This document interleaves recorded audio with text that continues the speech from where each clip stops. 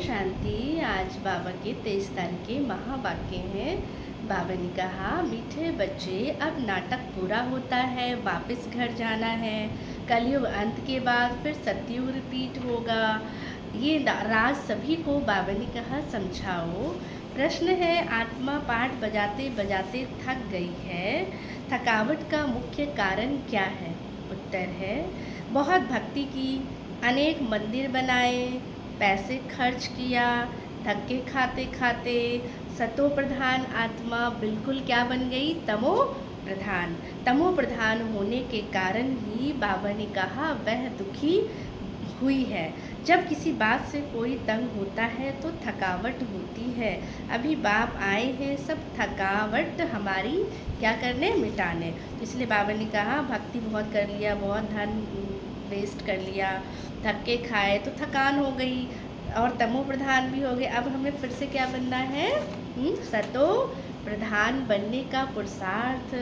धारणा के लिए मुख्य सार है, फर्स्ट पॉइंट, सदा हर्षित रहने के लिए बुद्धि में पढ़ाई और पढ़ाने वाले बाप की याद रहे।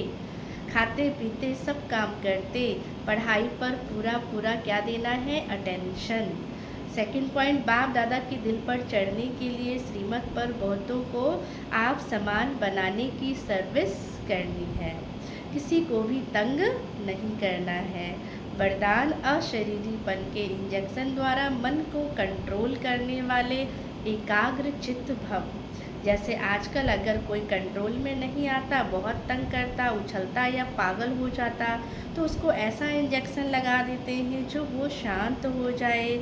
ऐसे अगर संकल्प शक्ति आपके कंट्रोल में नहीं आती तो अशरीरीपन का इंजेक्शन बाबा ने कहा लगा दो। फिर संकल्प शक्ति व्यर्थ नहीं उछलेगी, सहज एकाग्रचित हो जाएगी। लेकिन यदि बुद्धि की लगाम बाप को देकर फिर ले लेते हो तो मन व्यर्थ की मेहनत में डाल देते हो। मन को व्यर्थ की मेहनत में हम क्या करते हैं? डाल देते हैं। अब व्यर्थ की मेहनत से बाबा ने कहा क्या करो? बिल्कुल छूट जाओ।